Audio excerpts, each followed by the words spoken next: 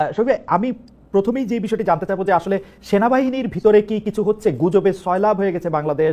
আমি এত দূরে থেকেও আসলে এই গুজবের থেকে রেহাই পাচ্ছি না। অনেকেই জানতে চাইছেন যে সেনাবাহিনীর ভিতরে কু হচ্ছে কিনা, সেনাবাহিনী আসলে ক্ষমতা দখল করে নিচ্ছে কিনা, বা সেনা প্রধানকে ক্ষমতা থেকে সরিয়ে দেওয়া হচ্ছে কিনা, ইত্যাদি নানা রকম কথা আমরা শুনতে পাচ্ছি। আপনি কি আমাদের এটা নিয়ে কিছু বলবেন? না, আমরাও এগুলো অনেক কথা শুনতে পাচ্ছি। রাত যত বাড়ে এটার আওয়াজগুলো তত বেশি বাড়ে। বাট আমি বলতে পারি যে এগুলো সবই গুজব। আজকে যেমন ধরেন আইন শৃঙ্খলা বিষয়ে একটা বড় মিটিং ছিল, সেখানে চিফ অ্যাডভাইজারের নেতৃত্বে মিটিং হয়েছে। সেখানে আর্মি চিফ ছিলেন, নেভি চিফ ছিলেন, এয়ার চিফ ছিলেন, সাথে আমাদের হোম অ্যাডভাইজার ছিলেন, তথ্য national security adviser Khalilur Rahman ছিলেন, এবং আমাদের ফরেন অ্যাডভাইজার ছিলেন, এবং অন্যান্য সিকিউরিটি অফিসিয়াল ছিলেন। তারা রিভিউ করলেন যে দেশের আইন শৃঙ্খলা পরিস্থিতি কিরকম, কোথায় কোথায় উন্নতি আরো একটু করা যায়, বা কোথায় কোথায় সন্তোষজনক। এগুলো একটা স্টক টেকিং করলেন আর কি। এখানে সবাই তো ছিলেন, সবাই এখানে আসছেন, যমুনাতে মিটিংটা হয়েছে। শফিক ভাই, আমি আসলে এই মিটিংটা প্রেস উইং এর বরাত দিয়ে পত্রপত্রিকাগুলি যেরকম লিখতেছিল সেইটা দেখতে গিয়ে আমার একটু কৌতূহল হলো যে মিটিংটাতে বলা হইতেছে যে একটা উচ্চ পর্যায়ের বৈঠক, সেটা হচ্ছে দেশের আইন শৃঙ্খলা পরিস্থিতি নিয়ে। কিন্তু সেই বৈঠকে পুলিশ প্রধান উপস্থিত ছিলেন না। তখন আরো মনে হয় না যে আসলে বৈঠকটা ছিল শুধু সেনাবাহিনীকে সামাল দেওয়ার জন্য, সশস্ত্র বাহিনীর ভিতরে যে একটা টেনশন সেইটা দূর করার জন্য? বিকজ না, home police adviser chief police না চিফ না ছিলেন না। এটা না না এটা হোম অ্যাডভাইজার ছিলেন সেখানে। আচ্ছা। হোম অ্যাডভাইজার ছিলেন, হোমের অফিসিয়ালরা ছিলেন। তো এইটার মূল জিনিস যে হচ্ছে যে আপনি ধরেন আর্মি তো ডেপ্লয়েড আছে না, আর্ম ফোর্সেস তো ডেপ্লয়েড আছে দেশে। তো তাদেরটাও তো একটা রিভিউ এর বিষয় আছে, তারা কেমন করছেন, এই এই বিষয়গুলোও ছিল। পুলিশেরটা তো ছিল, আর পুলিশকে তো ওইখানে হোম অ্যাডভাইজারের আন্ডারে তো পুলিশ। কিন্তু তো আমি পুলিশের বিষয়টা তো সবে হোম আমার অ্যাডভাইজারই দেখছেন। সবে আমার অজ্ঞতা ক্ষমা করবেন, কিন্তু আমি আসলে এই ধরনের বৈঠক, আইন শৃঙ্খলা পরিস্থিতি বৈঠকে এই প্রথম দেখলাম পুলিশ চিফ থাকলেন না। সিরিয়াসলি, স্বরাষ্ট্রমন্ত্রী প্রতিমন্ত্রী থাকলেও পুলিশ চিফ না না, থাকেন স্বরাষ্ট্র মন্ত্রণালয়ের আন্ডারেই তো না? পুলিশ। মন্ত্রী তো প্রতিমন্ত্রী থাকলেও পুলিশ স্বরাষ্ট্রমন্ত্রী চিফ থাকেন মানে না, আমার। স্বরাষ্ট্র মন্ত্রণালয়ের আন্ডারে পুলিশ এবং স্বরাষ্ট্রমন্ত্রী এখানে ছিলেন, এবং এটা প্রায় 1.5-2 ঘন্টার মিটিং হয়েছে। ওনারা স্টক টেকিং করলেন।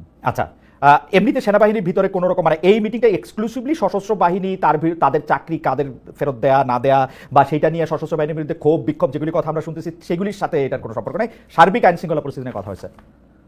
জি জি, সার্বিক আইন শৃঙ্খলা বিষয় নিয়ে কথা হয়েছে, স্পেশালি ঢাকার বাইরে এবং ঢাকার মধ্যে। ঢাকার একটা কিছু কিছু জায়গায় আমরা মনে করছি যে আইন শৃঙ্খলা পরিস্থিতি আরো বেটার হওয়া উচিত, আর সব জায়গায় যাতে স্ট্যাবল থাকে আমরা। তো সেই বিষয়গুলোই এমফাসিস দেওয়া হয়েছে। শরীফ ভাই, এই বিষয়ে আমার শেষ প্রশ্ন যে আসলে জেনারেল ওয়াকারের সাথে প্রফেসর ডক্টর মোহাম্মদ ইউনূসের কি কোনো ধরনের ক্ষমতা বা ক্ষমতার বিভিন্ন ভরকেন্দ্র নিয়ে কোনো দড়িটানাটা নিয়ে আছে, যেগুলি গুজবে বলা হয় কি এই গুজবটা আসলে অনেক বেশি পাওয়ার পেয়েছে? আসলে শরীফ ভাই, আমি স্বীকারই করতেছি, সেটা হচ্ছে যে একজন উপদেষ্টা, সিটিং উপদেষ্টা যখন বলেন বুকে পাথর বেঁধে ওয়াকার সাহেবকে ইউনূস সাহেবের সেনাপ্রধান হওয়াটা স্বীকার করতে হয়েছিল, তিনি যখন এটা বলেন, মানে সত্যি এরকম কোনো কিছু আছে কিনা আসলে? না, ওই ওই ওইটা যে কথাটা বলেছিলেন না, ওইটা আমার মনে হয় যে যে আহ, আহ, ওই আমরা যখন একটা দুইটা ঘটনা পরিপ্রেক্ষিতে, মানে জাস্ট ইন্টারিম গভর্নমেন্ট ফরমেশন হচ্ছে ইয়েতে। বাট আমার মনে হয় যে ওয়াকার, জেনারেল ওয়াকার বা এরকে নিয়ে যে এই ধরনের গুজব, এটা পিওর গুজব। এখন এই গুজবগুলো কারা ছড়িয়ে মজা পাচ্ছেন, বা এক ধরনের, আমি তো মনে করি যে এই গুজবগুলো ছড়িয়ে একটা দেশে একটা ইনস্টেবিলিটি ক্রিয়েট করার একটা চেষ্টা হচ্ছে। প্রফেসর ইউনূসের সাথে জেনারেল ওয়াকারের খুব ভালো সম্পর্ক। প্রতি মাসে 1-2 বার উনি আসেন, এসে কথা হয়। আমাদের সারু মাঝে মধ্যে এফডি তে যান, 1-2 বার গিয়েছেন। তো সেখানে তো প্রতিনিয়ত তো কথাবার্তা হচ্ছে। এই বিষয়টা মানে দূরত্বটা কি হলো, এটা সত্যি করতে আমার বোধগম্য, এবং ওই অনুযায়ী কিন্তু ছবিও আমরা দেই, যে এই ছবি আমরা রিলিজ করি। অনেকে অনেকে মানে ব্যাপারটা কিরকম, আমি অন্য একটা প্রসঙ্গে যাই। ব্যাপারটা হয় হচ্ছে যে ধরেন করিডোরের কথা, মিয়ানমারকে মানবিক করিডোর দেওয়ার কথা যখন আসলো, তখন পররাষ্ট্র উপদেষ্টা জনাব জনাব মোহাম্মদ তৌহিদ হোসেন বললেন যে এইটার ব্যাপারে কথা হয়েছে, আপনাকে আবার পরের দিন বলতে হলো যে এইটার ব্যাপারে আসলে কোনো কথা হয় নাই। তো আমরা ব্যাপারটাকে দেখি হচ্ছে এটা হচ্ছে কেউ একটা চাচ্ছেন, ধরা যাক প্রফেসর ইউনূস চাচ্ছেন ওখানে করিডোর দিতে, আর ওয়াকার সাহেব চাচ্ছেন করিডোর না দিতে। গুজবটা হচ্ছে এরকম, এবং কে আসলে বেশি ক্ষমতাবান সেটার একটা পরীক্ষা করা হচ্ছে। আপনি আসলে এটা কিভাবে দেখেন? মানে নিশ্চয়ই এই কথা আপনার কানেও গিয়েছে, মানে আমি শিওর। না না, এই পুরো বিষয়টা, করিডোরের বিষয়টা সত্যিকার করিডোর তো আমরা বলছিও না, হিউম্যানিটেরিয়ান চ্যানেলের একটা বিষয়। সেই চ্যানেলের বিষয়ে আমি আপনাকে বলতে পারি যে সত্যিকার অর্থে পুরো যে ব্যাপারগুলো হয়েছে, যে খুব প্রিমেচিওর ডেভেলপমেন্টের উপরে অনেক বেশি কথাবার্তা হচ্ছে। প্রথম কথা হচ্ছে যে এইটার যে এটা কি, একটা দেশে যদি আপনি করিডোর দিতে চান, এটা এফার্টটা লেট করে কারা? ইউএন লেট করে, ইউএনই ডিসকাশন গুলো করে, ইউএন যারা রেলিভেন্ট পার্টি, বাংলাদেশ এখানে রেলিভেন্ট পার্টি, মায়ানমার এখানে রেলিভেন্ট পার্টি, আরাকান আর্মি এখানে relevant party, because Arakan army যেই জায়গাগুলো এইড দেওয়া হবে সেই জায়গায় ডিফ্যাক্টো কন্ট্রোল হলো আরাকান আর্মির। এখন এই তিনটা শক্তি, তিনটা পার্টি মিলে তো আগে এগ্রি করবে যে হ্যাঁ আমরা এই জায়গাটায় দিব বা তো এই কোনো কথাই কিন্তু কোনো জায়গায় যায়নি। তার আগেই মানে আমরা দেখছি যে অনেক বেশি আওয়াজ হচ্ছে। তো আমরা এটার জন্য যেটা করছি আপনাকে আমরা বলি, কালকে আমরা আমাদের ন্যাশনাল সিকিউরিটি অ্যাডভাইজার, উনি আবার high representative on Rohingya affairs, উনাকে আমরা কালকে জার্নালিস্টদের সামনে নিয়ে আসবো। আমরা কালকে সবাইকে ইনভাইট করব যে আপনারা আসেন, কার কি কোশ্চেন আছে, কোথায় আছে, আমরা সেটা কালকে সবগুলো রেসপন্স দিব। এবং একই সাথে এফএকিউ মানে ফ্রিকোয়েন্টলি আস্কড কোশ্চেন, যেগুলো সবাই কোশ্চেন করছে, সেগুলোও আমরা উত্তরগুলো জানাবো। আমার মনে হয় কি যে এইখানে কথার একটা গ্যাপ তৈরি হয়েছে, ডেভেলপমেন্ট যতটা হয় নাই, কথা চালাচালি হচ্ছে যে উনি এটা কথা বলছেন, এটা বলছেন, এটা কিছুই হয় না। আমি আপনার সাথে সম্পূর্ণ একমত শফিক ভাই, কিন্তু আপনি যদি হিসাবগুলো আপনি খেয়াল করেন, আপনি দেখবেন এই যে আপনি চ্যানেল বলেন, করিডোর বলেন, এটা দেওয়ার একটা সম্ভাবনার কথা কিন্তু প্রফেসর ডক্টর মোহাম্মদ ইউনূস যখন জাতিসংঘের মহাসচিব গুতেরেস সাহেব আসলেন, তখন ওইখানে গিয়েও কিন্তু তিনি কাছাকাছি কথা বলেছেন। এর কিছুদিন পরেই আবার জনাব তৌহিদ হোসেন পররাষ্ট্র উপদেষ্টা, তিনি কিন্তু স্পষ্ট বলেছেন যে এটা নিয়ে জাতিসংঘের সাথে আমাদের কথা হয়েছে। আমরা সাংবাদিকরা বা অন্য কেউ এটা নিয়ে অনেক বেশি আলোচনা করেছি, আমি এটা আপনার সাথে একমত, এখনো প্রাথমিক কথা হয় না, কিন্তু আমরা তো জনাব তৌহিদ হোসেনকে বলি নাই যে আপনি এটা বলে দেন, আমরা তো জনাব খলিলুর রহমানকে বলি নাই আপনি এটার পক্ষে যুক্তি বলেন, এটা আমাদের দোষ না, এটা আপনাদের কাছ থেকে আসছে, আপনি এটাকে এভাবে দেখেন না। মানে না, ওনারা কি কেউ বলেছেন যে আমরা, ওনারা কেউ কি বলেছেন যে এগ্রিমেন্ট হয়েছে? না না, ওনারা বলেছেন যে না এটা, কিন্তু মানুষজন ইন্টারপ্রেট, চিন্তাটা কেন হয়েছে? চিন্তাটা এই জন্য হয়েছে যে আমরা 2023 থেকে এই পর্যন্ত আমরা প্রথমে তো আপনি জানেন যে 2017 সালে 8,50,000-এর মতো রোহিঙ্গা এসেছিলেন, 7.5 লক্ষ রোহিঙ্গা এসেছিলেন। তারপরে যেটা হয়েছে যে এই গত 2023 মানে 23-এর অক্টোবরে একটা এই যে ইয়েতে সিজফায়ারটা ভেঙে যায়, আরাকান আর্মি ভার্সাস মায়ানমার মিলিটারির মধ্যে একটা যুদ্ধ শুরু হয়। আর এই যুদ্ধ শুরু হলে এই যুদ্ধের পরবর্তী পরিস্থিতিতে অনেকে যুদ্ধ থেকে অনেক রোহিঙ্গা এটার মধ্যে এই মিডিলে পড়ে যান, পড়লে এরা অনেকে বাংলাদেশে আসে। সোফার কেউ কেউ বলছেন এটা 1 লাখেরও বেশি এসছেন, এবং এর ফলে যেটা হয়েছে যে ওইখানে এক ধরনের হিউম্যানিটেরিয়ান একটা ক্রাইসিস হয়েছে। ওই ক্রাইসিসের আলোকে ইউএন এর এই কথাগুলো এসছে, এবং ইউএন এর যিনি রিপোর্টিয়ার টম এন্ড্রুজ আসছিলেন, এই ধরনের কথা। কিন্তু কথা হচ্ছে যে আমি তো এগ্রিমেন্ট করবো, আমার তো এগ্রিমেন্টই হয় না এইখানে। আরেকটা হচ্ছে এখানে তো আমি একক পার্টি না, সেখানে মায়ানমার আছে, সেখানে আরাকান আর্মি আছে, এবং এই জিনিসটা হয়তো এমনও হতে পারে যে ইউএন এর সিকিউরিটি কাউন্সিলেও আলাপ হতে পারে। তো এটা তো অনেক পরের বিষয়। এই জায়গাটায় যেটা হচ্ছে যে অনেকে অনেক বেশি, আমার মনে হয় যে কথাবার্তা বেশি হচ্ছে, যতটা না ডেভেলপমেন্ট। মানে আমি একটু বোঝার জন্য যে আমাদের সাথে তো মায়ানমারের কূটনৈতিক সম্পর্ক আছে, মানে আমরা তো কূটনৈতিক সম্পর্ক বিচ্ছিন্ন করি নাই, তো মায়ানমারের সাথে কূটনৈতিক সম্পর্ক আছে। আরাকান আর্মি হচ্ছে মায়ানমারের রেবেল গ্রুপ, এবং আরাকান আর্মি হচ্ছে তারা যাদের কারণে রোহিঙ্গারা আজকে ঘর ছাড়া, মানে ব্যাপকভাবে যদি আমি খুব জেনারেলাইজ করি, আমরা মায়ানমারের সাথেও কথা বলতেছি, আরাকান আর্মির সাথেও কথা বলতেছি, আমরা এই করিডোরের কথাটাও আমরা শুনতেছি, বুঝতেছি, আমাদের পররাষ্ট্র উপদেষ্টা বলতেছেন, আমাদের হাই রিপ্রেজেন্টেটিভ এটা নিয়ে আলোচনা করতেছেন। এটা কিরকম, মানে এটা মানে মানে এটা এটা এটা কি আসলে খুব যৌক্তিক? মানে আমি আসলে একজন ভেটারেন ইন্টারন্যাশনাল জার্নালিস্টের কাছে একটা জানতে চাইতেছি, এরকম হয় নাকি আসলে? আমাদের আসলে হচ্ছে কি, আমাদের সিচুয়েশন আমাদেরকে এটা করতে বাধ্য করছে। প্রথম কথা, আমরা আরাকানের সাথে, আমরা রাখাইনের সাথে 270 কিলোমিটারের মতো আমরা একটা আমাদের বর্ডার আছে। সেই বর্ডারটা এখন মায়ানমারের কোনো বর্ডার ট্রুপস নাই, মায়ানমার গভর্নমেন্টের। এই পুরো বর্ডারের ওই পাশের পুরো জায়গাটা অধিকৃত হচ্ছে আরাকান আর্মির। তো আমার বর্ডার কন্ট্রোলের জন্য আমার সাম সর্ট অফ কমিউনিকেশন তার সাথে রাখতে হচ্ছে, কিন্তু বর্ডারে অনেক ইস্যু হয়, বর্ডার থেকে ইয়াবা আসে, বর্ডারে অনেক সময় ইনফর্মাল ট্রেড হয়। এই ইস্যুগুলো দেখার জন্য হইলেও আমি ওই পারে যারা ডিফ্যাক্টো যারা রুলার, তার সাথে আমার ধরনের সাম সর্ট অফ কমিউনিকেশন লাগে। এটা ইন্টারন্যাশনালে এটা চলে, ইন্টারন্যাশনাল ইয়েতে, বিকজ আপনি তো ওই পারে তো আমি বুঝলাম যে ওইটা মায়ানমারের সভারেন্টি, ওই পুরো টেরিটরি। তো মায়ানমার তো নাই, মায়ানমারের তো ট্রুপস ওইখানে নাই, মায়ানমারের কোনো বর্ডার গার্ডস ওইখানে নাই। তো আমার সাম সর্ট অফ কমিউনিকেশন তার সাথে রাখতে হয়। আর রোহিঙ্গারা শুধুমাত্র যে আরাকান আর্মি দ্বারা প্রত্যাখ্যিত হয়ে মানে ড্রেভেন আউট হয়েছে তা তো না, মায়ানমার আর্মিও তো এখানে জড়িত ছিল, তাদেরকে ইউএনএ এখন বিচারের সম্মুখীন করার হচ্ছে, প্রক্রিয়া হচ্ছে। আমার মনে হয় আমাদের যেহেতু অনেক প্রশ্ন, আমি শুধু এটা জানতে চাই যে যেটাকে আপনি ডিফেক্টো, যেটাকে সাম সর্ট অফ কমিউনিকেশন আপনি বলতেছিলেন, এইটা কোনোদিন কোনো গভর্নমেন্ট লেভেলে এটা আসলে সামনে আনা হয় কিনা? না না, আপনি যদি ইন্টারন্যাশনাল রিলেশনশিপে যারা এটা নিয়ে বড় এক্সপার্ট, আপনি তাদেরকে, যে শাহাব ইনাম খান আছেন বা আমাদের যারা আরো আছেন, আপনি সবার সাথে কথা বলেন। এটা ইন্টারন্যাশনালি খুবই একসেপ্টেড। এই রকমের ডিফেক্টো আপনি থাইল্যান্ড করেন, করে যে মায়ানমারের অনেক গ্রুপের সাথে, বিকজ থাইল্যান্ডও ওই রকম ওয়াই স্টেট যদি দেখেন থাইল্যান্ডের সাথে, থাইল্যান্ড যথেষ্ট ওদের ইভেন থাই মিনিস্টাররা যে ওই ওয়াই স্টেটের ওয়ার যে রেবেলদের সাথে বৈঠক করে ছবিও পোস্ট করেন, বিকজ আপনার তো তা তো বর্ডার ম্যানেজ করতে হবে, বর্ডারে মায়ানমার ট্রুপস নাই, তা আপনি কার সাথে কথা বলবেন? ইভেন চায়না ওই কাজটা করে, কিন্তু চায়না দেখতেছে যে তার যে বর্ডারে অনেক জায়গায় মায়ানমারের কন্ট্রোল নাই, তো সে যে রেবেল গ্রুপের। আমার কাছে মনে হয় শফিক ভাই চায়নার ব্যাপারটা তো আসলে চায়না তো পুরো ব্যাপারটার সাথে সে মিয়ানমারের সাথে এবং ঘোষণা দিয়ে আরাকান আর্মির সাথে দুইটার সাথেই সম্পর্ক রাখছে। আপনি থাইল্যান্ডটা দেখেন, আপনি থাইল্যান্ড দেখেন, থাইল্যান্ড তো আমার মতো অবস্থায় পড়েছে। থাইল্যান্ড কিন্তু ঠিকই ওদের শান স্টেট ওয়াই স্টেট ওদের সাথে যারা রেবেল তাদের সাথে কিন্তু থাইল্যান্ড এক ধরনের সম্পর্ক রাখছে।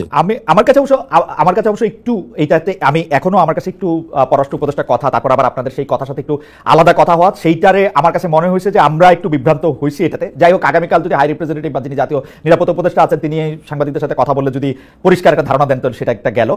আমি আপনাকে দেখছিলাম যে আপনি আমার ধারণা বাংলাদেশে এখন আপনি সবচেয়ে বেশি ফটোগ্রাফড এবং সবচেয়ে বেশি টেলিভাইজড মানুষ, মানে প্রফেসর ইউনূসের চেয়েও আমরা আপনাকে বেশি পাই বা বেশি দেখি, সেজন্য আপনাকে আমরা আলাদা করে ধন্যবাদ দিতে চাই। আপনি আসলে সব জায়গায় সরকারের মুখপাত্র হিসেবে কথা বলে, সেগুলি মেসেজটা একটা চ্যানেলের মধ্যেও আসে, সেজন্য আপনার কথাকে আমরা ধরে নিতে পারি যে সেটা সরকারের কথা, সরকার প্রধানের কথা। আপনি যে বিষয়টাতে অনেক বেশি জনপ্রিয় হয়েছেন গত 8-9 দিনে, সেটা হচ্ছে যে সব কিছুতে ম্যান্ডেট আছে সেটা নিয়ে। কিন্তু আমার আন্ডারস্ট্যান্ডিং হচ্ছে যে আমি যাদের সাথে কথা বলেছি আইন কানুন বা যারা একটু রাষ্ট্রের সংবিধান খোঁজখবর রাখে, তারা আমাকে বলেছেন যে গণঅভ্যুত্থানের মাধ্যমে যান অথবা আপিল বিভাগের অ্যাডভাইজারি ওপিনিয়নের মাধ্যমে যান অথবা আপনি নির্বাচিত হয়ে যান, প্রত্যেকটা ম্যান্ডেটের একটা সীমানা বা সীমাবদ্ধতা আছে। যে কোনো ম্যান্ডেট আপনাকে কোনো কিছুর জন্য সবকিছুর ম্যান্ডেট দেয় না। সবাই আপনার কথা একটু শুনতে চাই, কারণ হচ্ছে এরকম যে অনেকে বলতেছেন যে শেখ হাসিনা ধরা যাক 2009 সালে তো উনি নির্বাচিত হয়ে এসেছিলেন বা এর আগে বেগম খালেদা নির্বাচিত হয়েছিলেন, উনার কি সবকিছু করার ম্যান্ডেট ছিল? কিন্তু আপনি ভেহেমেন্টলি বলতেছেন আপনার সবকিছু করার ম্যান্ডেট আছে। সেই ম্যান্ডেট আপনাকে কে দিল আসলে?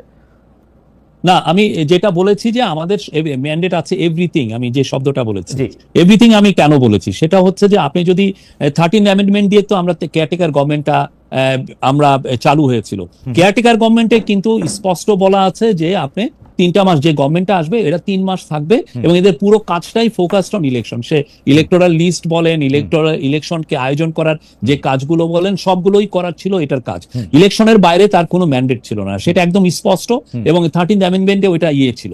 কিন্তু 13 অ্যামেন্ডমেন্ট তো ওরা এসে এটা বাদ দিয়ে দিল। দেওয়ার পরে যেটা হয়েছে যে যখন ইন্টারিম গভর্নমেন্ট হলো, হওয়ার পরে যেই পরবর্তীতে যখন সুপ্রিম কোর্টে যে রেফারেন্সটা গেল ওইখানে দেখেন 106 আর্টিকেল 106 এ বলা আছে, ওইখানে বলা আছে যে আমরা যে কোনো গভর্নমেন্টের মতো আমরা এক্সিকিউটিভ পাওয়ারটা আমরা ইউজ করতে পারবো। এটা যেটা নর্মাল একটা গভর্নমেন্ট যেই এক্সিকিউটিভ পাওয়ার হোল্ড করে, আমিও সেই এক্সিকিউটিভ পাওয়ার হোল্ড করছি। এটা আমি অ্যাটর্নি জেনারেলের সাথে এটা নিয়ে আমি কথা বলেছি, আরো 2-3 জন ইন্ডিপেন্ডেন্ট লয়ারের সাথে আপনি যেমন কথা বলেছেন আমিও কথা বলেছি। আমি আপনাকে ইনভাইট করবো অ্যাটর্নি জেনারেলকে আপনার প্রোগ্রামে আনতে, ওনার কথা শুনেন উনি কি বলেন। আমরা ওই অনুযায়ী আমরা আমাদের কথাটা বলেছি। আমাদের ম্যান্ডেটটা হলো আমরা যে কাজগুলো, এটা অনেকে আবার কেউ বলছেন যে না আপনাদের ম্যান্ডেট হচ্ছে ডে টু ডে, ওখানে কোথাও লেখা নাই যে ডে টু ডে, এটা এক্সিকিউটিভ নির্বাহী পাওয়ারের কথা বলা হয়েছে। কিন্তু আপনি আমাকে একটু বলবেন যে অন্য সরকারের মতোই ক্ষমতা আছে, এটা কি আমি 106 যেটার মধ্যে করে অ্যাপিলেট ডিভিশনের রায়টা দিল, আমি এটার মধ্যে নির্বাহী কাজ করতে পারবেন বলে আমি এটার মধ্যে এটা দেখতেছি। সেই নির্বাহী কাজের দুই রকম ব্যাখ্যা আছে। একটা ব্যাখ্যা হলো আপনার যে কাজগুলি করতে হবে, না করলে দেশ থেমে যাবে, সেই কাজগুলি আপনি করবেন। আরেকটা ব্যাখ্যা হলো যে আপনার জরুরি প্রয়োজনে যদি আপনার কোনো কিছু করতে হয় তাহলে আপনি করতে পারবেন। আপনাকে এই ক্ষমতা দেয়া আছে যে আপনি এখন পলিসি বানাতে পারবেন, কিন্তু সেটা অ্যাবসলিউটলি যখন আপনার প্রয়োজন হবে তখন। আপনার রিডিং, আর আপনি নিজেও লয়ার স্টুডেন্ট না, আমি জার্নালিজমের স্টুডেন্ট ভাই, আমি জার্নালিজমের স্টুডেন্ট ভাই। যাক, বাট আমি যেটা জানি আমাদের রিডিং হচ্ছে নির্বাহী মানে হচ্ছে আপনি আমার একটা গভর্নমেন্টের যে কাজগুলো করে সেই পুরো কাজগুলো এটার মধ্যে পড়ে। আমি বললাম তো আপনি 2জন লয়ারকে আনেন, এনে জিজ্ঞেস করেন, আমরা এই জায়গায় আমাদের রিডিং স্পষ্ট। আচ্ছা, আমি একটু জার্নালিজমের জায়গা থেকে কথা বলি সবাই। আমরা আমাদের যে সংবিধান, আপনারা সংবিধানের অধীনে শপথ নিয়েছেন, সুতরাং আপনারা নিজেদেরকে বিপ্লবী সরকার বা অভ্যুত্থানের সরকার বলতে পারবেন না। আপনারা সাংবিধানিক সরকার কিন্তু, এবং সেইটা 106 আপনাদেরকে আসলে এন্ডোর্সও করা হয়েছে এজ সাংবিধানিক সরকার। এখন যে সংবিধানটা আছে সেই সংবিধান আপনাদের মানতে হবে, এর বাইরে যাওয়ার আপনাদের উপায় নাই। আপনারা বিপ্লবী সরকার না, আপনারা সাংবিধানিক সরকার। সাংবিধানিক সরকার হইলে সেই সরকারের এই সংবিধানটার কোর এসেন্স হচ্ছে আপনাকে জনগণের রিপ্রেজেন্টেটিভ গভর্নমেন্ট হইতে হবে। যতক্ষণ পর্যন্ত আপনি রিপ্রেজেন্টেটিভ গভর্নমেন্ট না, ততক্ষণ পর্যন্ত আপনার ক্ষমতা হচ্ছে লিমিটেড। এটা আপনি মাহমুদুল ইসলাম সাহেবের আপনি আপনার জায়গাটা দিয়ে আপনি এক্সপ্লেন করছেন, আপনি আপনার রিডিংটা বলছেন। আমার রিডিং বলে যে এই government is like any other government, but এটার ম্যান্ডেটটা এসছে একটা অভ্যুত্থান থেকে, গণ অভ্যুত্থান থেকে এই এটা করা হয়েছে, আমরা সেইভাবে রিডিং করি। এবং আপনার যদি মনে হয় যে না, আমি আমার কথার মধ্যে কোনো ব্যত্যয় আপনি খুঁজেন, আমি বলবো যে টপ লয়ার আছে বা অনেক বড় কনস্টিটিউশন এক্সপার্ট আছে, তাদের সাথে কথা বলতে পারেন। ওকে, গণ অভ্যুত্থানের ম্যান্ডেটের কথা আপনি যেটা বলতেছেন, সেই ম্যান্ডেটও যদি আপনার থাকে, সিস্টেমটা হচ্ছে একটা সরকার মানে তো হচ্ছে একটা গোষ্ঠী যারা আসলে দেশটা চালাইতেছে, তাদের তো কারো না কারোর সাথে এটা নিয়ে কথা বলতে হয়। যেমন আপনারা আসলে সংস্কার করার জন্য সংস্কার কমিশন করছেন 6টা 7টা, কিন্তু খুবই ইন্টারেস্টিংলি করিডোর বা চট্টগ্রাম বন্দরের ব্যাপারে আপনার কারোর সাথে আলোচনা করতেছেন না। প্রশ্ন করলে আমরা উত্তর পাইতেছি যে এইটা আমরা করবো হচ্ছে নির্বাহী দায়িত্ব। এটা আমাদের এক্সিকিউটিভ পাওয়ারের মধ্যে পড়ে এই কাজগুলো। আপনি যদি ধরেন 1 লক্ষ রোহিঙ্গা এখানে এসে পড়ে, আমাদের তো এটা নিয়ে তো আমাদের ভাবতে হবে। এটা না তো আমার এটা একটা আমার মেজর একটা কাজ, এটা আমার মেজর হেডেক। আমরা এসে যেটা পেলাম যে 7টা বছর রোহিঙ্গা ক্রাইসিসটা আছে, কিন্তু কোথাও কোনো হচ্ছে, এটা একটা ফরগটেন ক্রাইসিস হয়ে গেছে। এই জায়গাটা নিয়ে কেউ ভাবছেও না। তো আমার এটা ভাবতে হবে না? প্রফেসর ইউনূস প্রথমে এসে সেপ্টেম্বরে ইউএনএ যে বললেন, এবং উনার কথার পরিপ্রেক্ষিতে একটা ইউএন একটা অ্যাডপশন করলো একটা, যে এবং ওইটার আলোকে এখন 170টা দেশ এই রোহিঙ্গা ক্রাইসিস নিয়ে আলাপ করবে। এই ক্রাইসিস হলে উনি কি আলাপটা করবেন না? উনি কি এই ইয়েটা দেখবেন না? ঠিকই তেমনি আমাদের বড় একটা হচ্ছে যে সংস্কার, ইকোনমিক সংস্কারের মূল কাজটা হচ্ছে চিটাগাং পোর্ট। আমি আবারও বলছি, চিটাগাং পোর্টের সংস্কার ছাড়া, চিটাগাং পোর্টকে এফিসিয়েন্সি আনা ছাড়া আপনি বাংলাদেশে জব তৈরি করাটা খুব ডিফিকাল্ট। আমি এটা আবারও বলছি, কিছুদিন আগে এই কথাটা আমি বারবার বলেছি।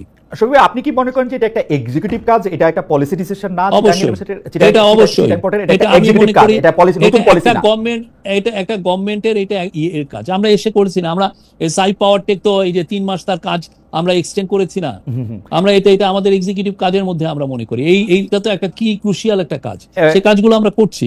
এবং আপনি মনে করেন, আর একটা অনেকে বলছেন যে আমরা চিটাগাং পোর্টটাকে হ্যান্ড ওভার করে দিচ্ছি কাউকে, তা না। চিটাগাং পোর্ট চিটাগাং গভর্নমেন্টের কন্ট্রোলে আছে, তার টার্মিনাল ম্যানেজমেন্টের জন্য আমরা বিদেশি বড় কোম্পানির সাথে কথা বলছি। এবং আপনারা মনে করতেছেন যে নতুন কোন সরকার আসলে এই কাজটা তারা না করে আপনাদেরই করতে হবে, এটার কি এইরকম একটা ইমিডিয়েসি আছে যে এক্ষুনি দিতে হবে? না, আমাদের কাজের ইমিডিয়েসিটা হচ্ছে যে আমি ইকোনমিক সংস্কার করে আমার প্রচুর জব তৈরি করে, আমার প্রতি বছর 22 লক্ষ ছেলে আমাদের জব মার্কেটে আসছে, কিন্তু আমি জব তৈরি করতে পারছি না। আর আমার জবটা তৈরি করতে হবে ইন্ডাস্ট্রিয়াল স্কেলে, জব তৈরি করতে হবে। তো সেটা করার জন্য আমার সত্যিকার হচ্ছে চিটাগাং পোর্টের কে আমি বাইপাস করে জব তৈরি আমি করতে পারবো না। সেই জায়গাটা আমার ওই কাজটা আমার হাত দিতেই হচ্ছে। বিদেশিদের দিয়ে এটা পরিচালনা করতে গেলে বাংলাদেশিদের জন্য জব তৈরি কিভাবে হবে সেটা নিশ্চয়ই আপনারা ভেবেছেন, একটু ছোট করে কি বলবেন? অবশ্যই, কিরকম করে? অবশ্যই।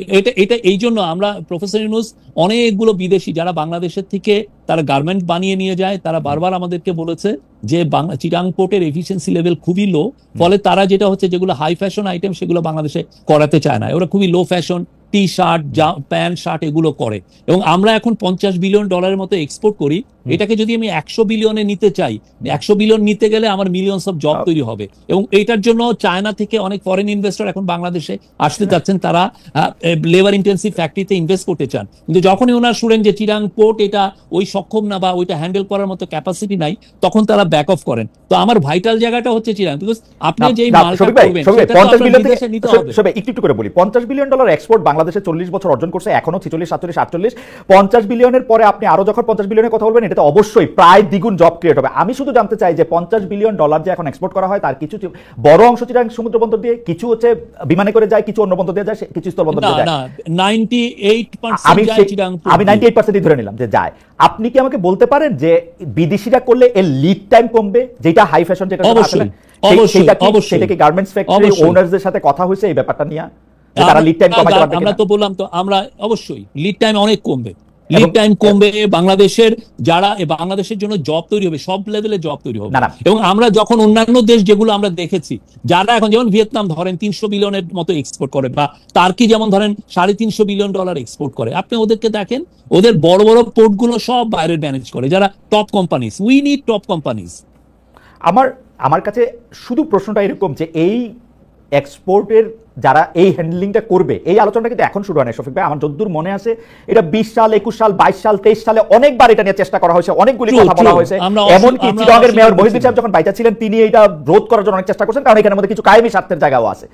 কিন্তু এটা কায়েমি স্বার্থ হচ্ছে মহিউদ্দিন আহমেদের স্বার্থটা বেশি ছিল। রাইট, হ্যাঁ, সেটাকে আমি ওনারা কায়েমি একটু স্বার্থ তোলা বলতেছি, খেতেন। সেটাকে আমি কায়েমি স্বার্থ বলতেছি, সেটা উনি হ্যাঁ। আটকাইতে চাইছেন, এটা করছেন, কিন্তু এখন আপনারা এটা করতে হ্যাঁ। চাইতেছেন, সেইটা করার জন্য আপনারা স্টেক হোল্ডারদের সাথে কথা বলছেন কিনা, আপনারা তাদেরকে ইনভাইট করছেন কিনা? গার্মেন্টসের যে জায়গাটাতে আপনি বললেন গার্মেন্টসের এক্সপোর্টের ব্যাপারটা আমার মোটামুটি ভাবে জানা আছে, আমার মনে হয় না যে নেতৃবৃন্দের কেউ আপনাদের সাথে কথা বলার সুযোগ পাইছে, আপনি একটু চেক করবেন আবার। আমরা এইখানে যারা ইনভেস্টমেন্ট করছে, যারা মেন বায়ার, আমার যারা ম্যানুফ্যাকচারার, তারা তাদের চেয়েও মূল ইম্পর্টেন্ট না শফিক ভাই, এটা ম্যানুফ্যাকচারার এন্ড থেকে আপনার ইম্পর্টেন্ট, বায়ারের এন্ড থেকে না ভাই। আমি ম্যানুফ্যাকচারারদের সাথে কথা হচ্ছে, বায়ারের সাথে কথা হচ্ছে, সবার সাথে কথা হচ্ছে, আচ্ছা, ফর্মালি ইনফর্মালি সবার সাথে আমরা কথা বলছি। আপনি কথা বলেন না, জিজ্ঞেস করেন। আমি ম্যানুফ্যাকচারারদের সাথে কথা বলছি, আমি ম্যানুফ্যাকচারারদের সাথে কথা বলছি, ম্যানুফ্যাকচারার আমার সাথে ইন্ডিটেক্সের যে চিফ, জি, যারা বাংলাদেশের থেকে কয়েক বিলিয়ন ডলার ইম্পোর্ট করেন, তাদের সাথে কথা বলছি। H&M যারা বাংলাদেশে 5-6 বিলিয়ন ডলার নিয়ে যান, তাদের সাথে কথা বলছি। কিহাকসুন ম্যানুফ্যাকচার, বাংলাদেশের ওয়ান অফ দ্য সবচেয়ে লার্জেস্ট গার্মেন্ট ম্যানুফ্যাকচারার হচ্ছে কিহাকসুন, ইয়াং ওয়ান, তার সাথে কথা বলা হচ্ছে না, কথা বলা হচ্ছে না, এটা আপনি একটা কেন? শফিক ভাই, আমরা সবার সাথে কথা বলছি। আমার মনে হয় যে আমি আপনাদের বুঝাতে পারিনি, আমার কাছে মনে হয়েছে যে আপনি অবশ্যই কথা বলছেন, কিন্তু আপনি কথা বলছেন হচ্ছে যারা আমাদের থেকে কিনে তাদের সাইডটা থেকে, আমাদের এখানে যারা তৈরি করে, যারা ম্যানুফ্যাকচার করে, তাদের অর্ডারটা প্লেস করে কারা, অর্ডারটা প্লেস করে কারা, এটা মেন তো।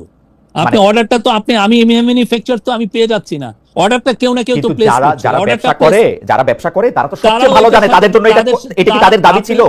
তারা তো সবচেয়ে ভালো জানে ভাই, তারা মোস্ট ওয়েলকাম করছে। আপনি কথা বলেন, তারা মোস্ট ওয়েলকাম করছে, সেইটা তো বোধহয় ক্ষমতায় যে থাকে তাকে ওয়েলকাম করে ব্যবসায়ীরা, এটা মনে হয় আমরা দেখি। না, এটা তারা কি চায় না তাদের এখানে এফিশিয়েন্ট হোক, তার ইয়েতে কন্টেইনারটা পড়ে থাকুক 3 দিন, কে চায়? ওকে, ঠিক আছে, এটা আপনি ব্যাখ্যা করেছেন। আমাদের এই বিষয়ে যে আপনারা যেসব ডিসিশন নিচ্ছেন, আপনি বলছেন যে এভরিথিং বলতে অন্য একটা সরকার যা করতে পারে তাই আপনারা করতে পারেন, অন্য একটা সরকারকে কোনো একটু কিছু করতে হলে অবশ্যই পার্লামেন্টে আলোচনা করতে হয়, মুখে দেখাই করুক আর যাই করুক। 15 বছরের শেখ হাসিনা শাসন দেখতে দেখতে আমাদের কাছে মনে হচ্ছে সব শেখ হাসিনা করে, কিন্তু আপনি দেখবেন প্রত্যেকটাই পার্লামেন্টের মধ্যে থেকে কিন্তু সিদ্ধান্ত নেওয়া, পলিসির ক্ষেত্রে আলোচনা করা, ছোট ছোট গ্রুপের মধ্যে থেকে এটা করা, এটা আপনারা করতেছেন কিনা সেটা যদি একটু বলেন। দ্বিতীয় কথা হচ্ছে যে আপনারা করিডোর দিচ্ছেন বা দেওয়ার কথা ভাবছেন বা এটা আলোচনায় রাখছেন বা রোহিঙ্গাদের জন্য কিছু করা হবে বলে ভাবছেন, সেক্ষেত্রে বিনিময়ে আমরা কিছু পাচ্ছি কিনা, এই দুইটা বিষয় যদি একটু আবার একটু বলতেন যে আপনারা। না, বিনিময়ের আমাদের এগুলো প্রেসিং রিগ, আমরা এই বিষয়গুলো আমরা এসে এই ক্রাইসিস গুলো ইনহেরিট করেছি। আমার ইকোনমিতে জব তৈরি হচ্ছে না, এটা একটা বড় ক্রাইসিস আমার জন্য। আমার ইয়াং ছেলেরা, আপনি দেখেন পুরো আন্দোলনটা কিভাবে শুরু হলো, কোটার ক্রাইসিস, একটা জব ক্রাইসিস তো কোটা হচ্ছে। তো ইয়াং ছেলে মেয়েদের জন্য, এবং যেই গভর্নমেন্টই আসুক আমাদের পরে, আমরা যে ইলেকশনটা করব ডিসেম্বর থেকে জুনের মধ্যে, তারপরে যে গভর্নমেন্ট আসবে তার মেন প্রথম কাজটাই হবে জব তৈরি করা। তো এই কাজগুলো তো আমার করতে হচ্ছে। এটা আর এখন পার্লামেন্ট যেহেতু নাই, কিন্তু আমার তো সত্যিকার অর্থে আমার তো এটা বসে থাকলে চলতেছে না, আমি জানি। বাট নেক্সট পার্লামেন্টে এসে এগুলো ডিবেট করবে, অসুবিধা কি? বাট আমরা মনে করছি আমরা যাই করছি যথেষ্ট ট্রান্সপারেন্সি রাখছি, আর আমরা যে ডিল যদি করি সেগুলো তো আমরা ওনাদের জন্য রেখে যাবো, তারা দেখবেন কতটুকু ট্রান্সপারেন্সি। আমি একটা ভয় প্রশ্ন করি, আমার কেন জানি মনে হচ্ছে সরকারের যা কিছু সিদ্ধান্ত সেটা প্রফেসর ডক্টর মোহাম্মদ ইউনূস আর শফিক ভাই আপনারা দুজনে নিতেছেন, ব্যাপারটা ঠিক কিনা? না, এটা উনি অনেক সিরিজ অফ ইয়ে করেন, উনি ওনার একটা জিনিস বলতেছে যে এটা উনি করেন হচ্ছে বিদেশিদের সাথে, মানে দেশি লোকদের সাথে না, যেহেতু দেশি দুষ্ট লোক সব। এটা বাজে কথা। উনি কাকে বলেছেন দুষ্ট? উনি কাউকে দুষ্ট না, আমি বলতেছি যেহেতু দেশি লোকরা দুষ্ট। উনি বাংলাদেশের মানুষকে বাইরে যতটা প্রেস করেন আপনি চিন্তা করবেন না, কিন্তু মানে আমি অবাক হয়ে যাই উনি কত প্রেস করেন। আর যেটা উনি সবার সাথেই কথা বলছেন, এবং এই জিনিসটা উনি সিরিজ আকারে উনি ড্যাভোসে এই আলাপগুলো হয়েছে, নিউ ইয়র্কে এই কথাগুলো উনি শুনেছেন, তারপরে আমরা যে সমস্ত জায়গায় গেছি, আর ওনার সাথে যারা মিটিং করতে আসেন এই কথাগুলো বারবার আসে। কারণ জবটা একটা বড় জিনিস, আমরা কিভাবে জব তৈরি করব, এটা একটা বিগ একটা আমাদের বড় একটা চিন্তার বিষয় হয়ে গেছে। আচ্ছা, এইটার যেহেতু প্রসঙ্গটা উঠলো, এইটা কি ঠিক ডক্টর মোহাম্মদ ইউনূসের সাথে যারা আছেন, যারা বাংলাদেশটা পরিচালনা করতেছেন, তারা বেশিরভাগই দ্বৈত নাগরিক? এটা জনাব খলিলুর রহমানকে নিয়ে কথা উঠেছে, অনেকে বলেছেন যে জনাব খলিলুর রহমান রদার রহমান নামে তিনি ফেসবুক পরিচালনা করেছেন, তিনি আসলে ভোট দিতে যাওয়ার সময় অনেকবার অনেক কথা বলেছেন, তিনি মার্কিন যুক্তরাষ্ট্রের নাগরিক, কানাডার নাগরিক বলা হচ্ছে একজন, আপনি জানেন কাকে কাকে। তারপরে এরকম আমার শিক্ষক আলী রিয়াজ স্যার, তিনি তো বাইডেন সাহেবকে ভোট দিতে যাওয়ার সময় তিনি স্ট্যাটাস দিয়েছেন, এটা আমারই মনে আছে। তো এইটা কি ঠিক যে আমার কোনো অসুবিধা নাই, মানে বাংলাদেশ ক্রিকেট টিমের কোচ যদি বিদেশি হইতে পারে, প্রফেসর ইউনূস বিদেশিদের নিয়ে স্বাচ্ছন্দ্য বোধ করলে করবেন, আমার তো, কিন্তু এটা সত্য কিনা ব্যাপারটা? না, সত্য না। আমরা খলিলুর রহমান ভাইয়ের, আমি আলী রিয়াজ স্যারেরটা আমি জানি না, আর উনি যেহেতু একটা ইন্ডিপেন্ডেন্ট কমিশনের উনি মেম্বার, আমি এই বিষয়ে করতে চাচ্ছি না। বাট আলী রিয়াজ স্যারের ব্যাপারে আমি বলতে পারি উনি বাংলাদেশের নাগরিক, এবং এটা জেনেই আমরা খলিলুর রহমান সাহেবের ক্ষেত্রে উনি বাংলাদেশের নাগরিক, এবং সেই অনুযায়ী উনি আমরা তাকে অ্যাপয়েন্টমেন্ট দেওয়া হয়েছে। এখন কথা হচ্ছে যে যদি আপনার মনে হয় যে না উনি বাংলাদেশের নাগরিক না, যারা এই বাংলাদেশের নাগরিক, কিন্তু শফিক ভাই উনি আমেরিকার নাগরিক কিনা, উনি আমেরিকার নাগরিক কিনা, উনি বাংলাদেশের নাগরিক কেউ যদি মনে করেন যে উনি এট দ্য সেম টাইম উনি আমেরিকান নাগরিক, তাহলে আমরা তাকে অনুরোধ করি যে আপনারা আমাদেরকে পাঠান, এভিডেন্স। আপনারা এরকম কিছু দেখেন নাই? না, আমরা এরকম কিছু দেখি নাই, আমরা কিছু দেখি নাই। যারা এরকম কিছু যদি, কৌতূহলের বিষয়টা না, কথা হচ্ছে যে যদি কেউ মনে করেন যে না এই বিষয়টা আমাদের তাদের কাছে এভিডেন্স আছে, আমি মোস্ট ওয়েলকাম করি। যে শুনেন, আপনার মনে আছে যে বারাক ওবামাকে নিয়ে কত কথা হয়েছিল, যে বারাক হোসেন ওবামা উনি সিক্রেটলি মুসলিম, তো তখন ওইটার দায় তো বারাক ওবামার না যে বলা যে না আমি খ্রিস্টান, এটা তো বলা ওনার দায় না, এটা যে অভিযোগটা করবেন তার এটা দায়। না, এটা কি অভিযোগ শফিক ভাই? এটা কি একটা অভিযোগ? ধরেন একজন লোক দ্বৈত নাগরিক, অসুবিধা কি? এটা না, এটা একটা কি না, এটার অসুবিধা হচ্ছে এটার মাধ্যমে অনেকে ওনার এগেইনস্টে স্মিয়ার ক্যাম্পেইন করছেন যে না উনি বাংলাদেশের দ্বৈত নাগরিক, কত ওনার কাছে আমরা। আপনি বলে দেন, আপনি আমাকে এমনি বলে দেন যে না খলিল সাহেব আমেরিকার নাগরিক না, এটা আমার জন্য একদম। আমি একটু আগে কি বললাম? আপনি বাংলাদেশের নাগরিকটা বলছেন, বাংলাদেশের নাগরিক বলছেন। হ্যাঁ, আমি তো বলছি যে উনি বাংলাদেশের নাগরিক, সেই অনুযায়ী আমরা তাকে দিয়েছি। এবং আপনার যদি আমার কাছে কোনো এভিডেন্স নাই যে উনি আমেরিকান নাগরিক, যদি আপনাদের কাছে এভিডেন্স থাকে আমি অনুরোধ করবো এভিডেন্স গুলো আমাদেরকে একটা পাঠান।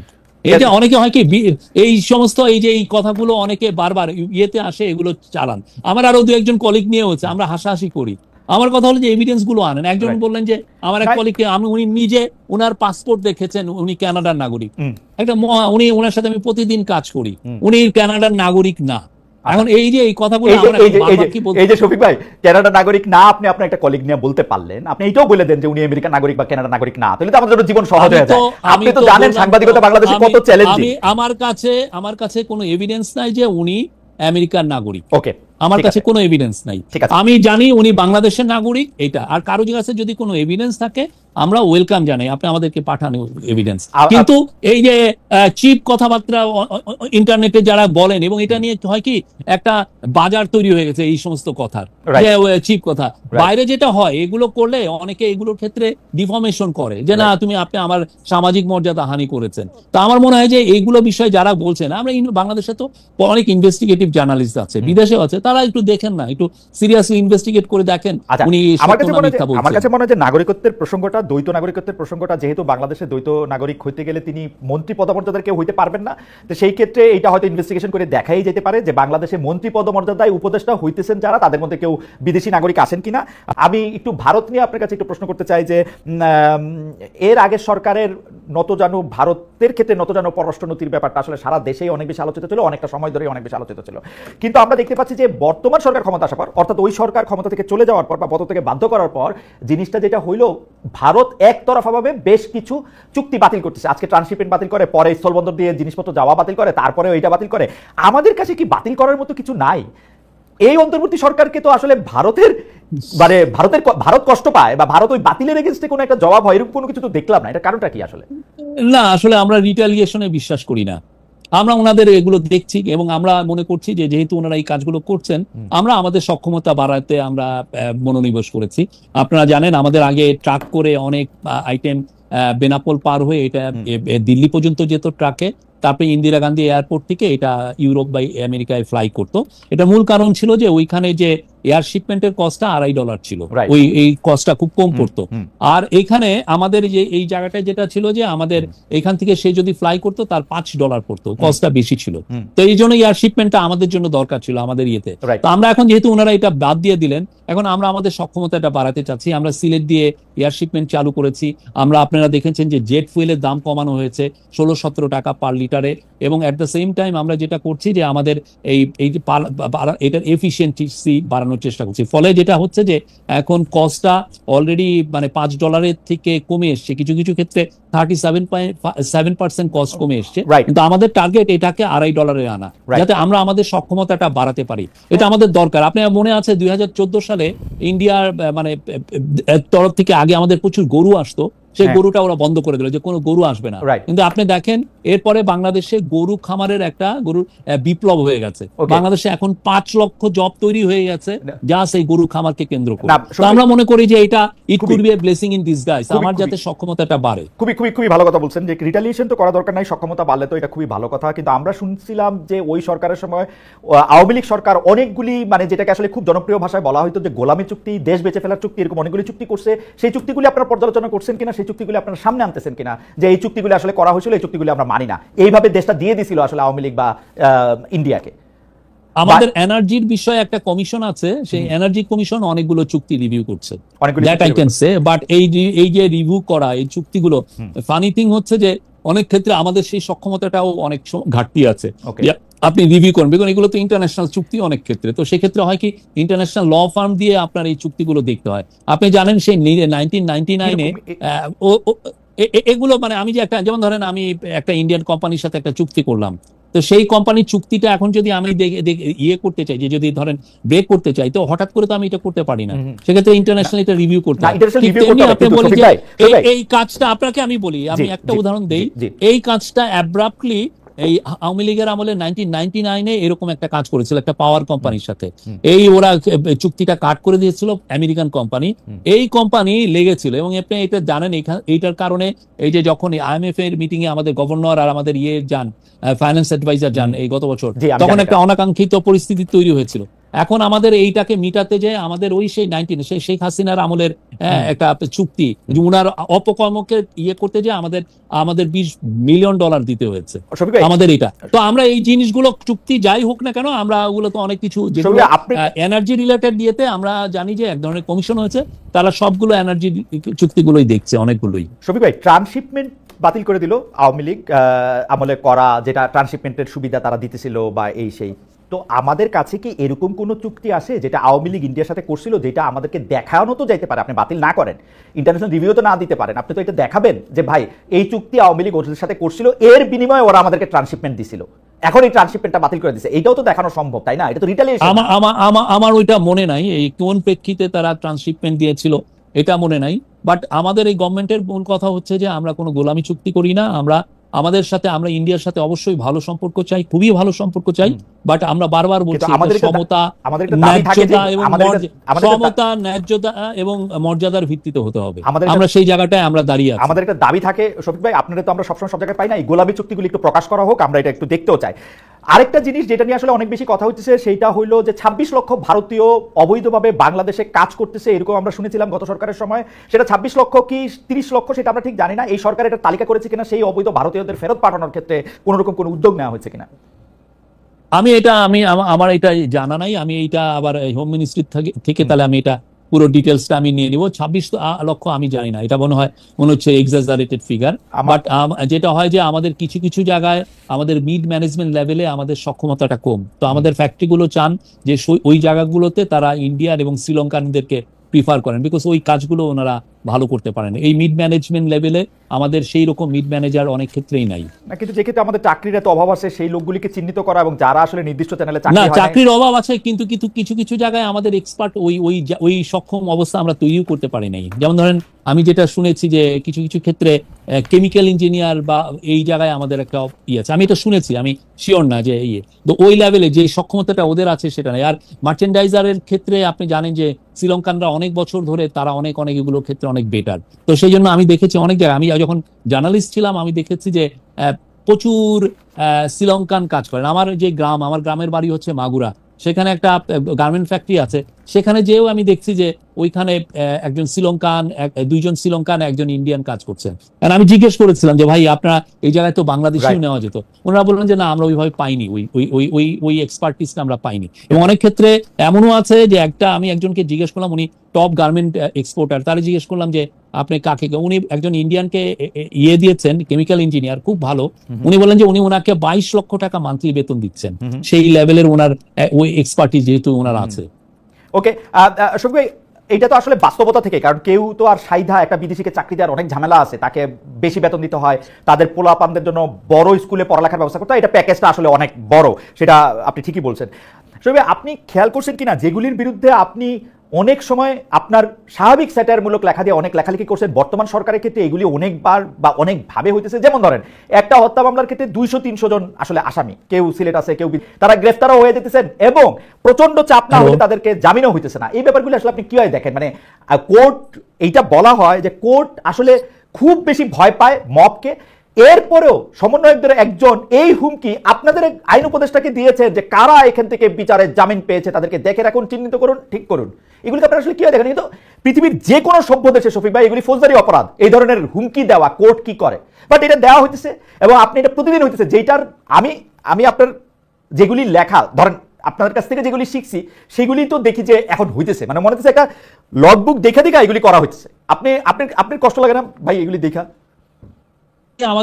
আমাদের আইন অ্যাডভাইজার এটা নিয়ে অনেক বলেছেন, উনি বলেছেন যে এটা অনাকাঙ্ক্ষিত, এই ঘটনাগুলো ঘটছে অনেক ক্ষেত্রে। আমি নিজেও দুই একটা দেখেছি যে একটা ইভেন মার্ডারও হয় নাই, দেখা যাচ্ছে যে 200-300 জনের এগেনস্টে কেস হচ্ছে। এবং আমরা কিছু দেখেছি যে এটাকে ক্যাশিং করে অনেকে এক্সটোরশন করছেন, খুবই আনফরচুনেট। সেই বিষয়ে আমাদের আইন অ্যাডভাইজার বলেছেন উনি এটা দেখছেন, এবং আমাদের যে হোম অ্যাডভাইজার উনি কিন্তু বলেছেন যে যারা এইগুলো করছেন, যে কেস এক ধরনের ম্যাচ লেভেলে কেস দেওয়া, তাদের এগেনস্টে উনি হুঁশিয়ারিও দিয়েছেন। কিন্তু আনফরচুনেটলি হচ্ছে কি, এটা অনেক ক্ষেত্রে কিছু পলিটিক্যাল অ্যাক্টিভিস্টও এই কাজগুলো করছেন। এইটা তো এই জিনিসগুলো সত্যিকার অর্থে আপনি ঠিকই বলেছেন। আমি নিজে এগুলো নিয়ে, হিউম্যান রাইটস নিয়ে আমি অনেক লেখা লিখেছি। এখন এসে এটা তো সত্যি, এটা দেখতে কেমন যেন লাগে না শফিক ভাই, এটা দেখতে কেমন যেন লাগে। এবং আমরা যেহেতু একই ফ্রেটার্নিটির অংশ, এবং আপনারা যেহেতু আমাদের অগ্রজ, আপনারা যা করেন সেটা না এসে আমাদের, বা সেটার প্রশ্ন বা সেটা শিক্ষাও আমাদের কাছে আসা পড়ে। কিন্তু আপনি দেখেন যখনই কোনো কিছু কম শক্তি হইতে থাকে তখন সরকারের মধ্যে থেকে তাদেরকে শক্তিশালী করার জন্য একটা চেষ্টা করা হয়। যেমন আমি উদাহরণ দিই, আওয়ামী লীগকে নির্বাহী আদেশে নিষিদ্ধ করা হবে, এটা সেপ্টেম্বরের বৈঠকেই মোটামুটি এটা নিয়ে আলোচনা হয়েছে। আপনারা কেন ওয়েট করলেন যে হাসনাত আব্দুল্লাহ ওইখানে যমুনা অভিমুখে যাবে, 3 দিন ধরে ওইখানের মধ্যে এটা হবে, ওদেরকে ঠান্ডা পানি দেওয়া হবে, তারপর আপনারা নিষিদ্ধ করবেন? কেন এটাকে আপনারা, মানে ওরা আন্দোলন করার আগে আপনারা এটা বুঝতে পারেন না যে এটা আপনাদের করতে হবে? সেপ্টেম্বরে কিন্তু কোনো ডিসিশন হয় নাই। এটা যারা রিপোর্ট করেছিল, এইটা নিয়ে কথাবার্তা হয়েছে, কিন্তু আমার মনে পড়ে না, আমি কেননা প্রত্যেকটা ক্যাবিনেট মিটিং এ আমি কিন্তু থাকি, আমার মনে পড়ে না যে এই কোনো ক্যাবিনেট মিটিং এ এটা এরকমের কোনো ডিসিশন হয়েছে। আর হাসনাত আব্দুল্লাহর এই ব্যাপারটা আপনি যেভাবে বললেন যে এটা বুঝি স্টেজ তো না, উনি ওনার প্রোটেস্টটা করেছেন, সেই অনুযায়ী হাসনাত আব্দুল্লাহ থেকে শুনতে হইলো যে এটা আওয়ামী লীগকে নিষিদ্ধ করতে হবে।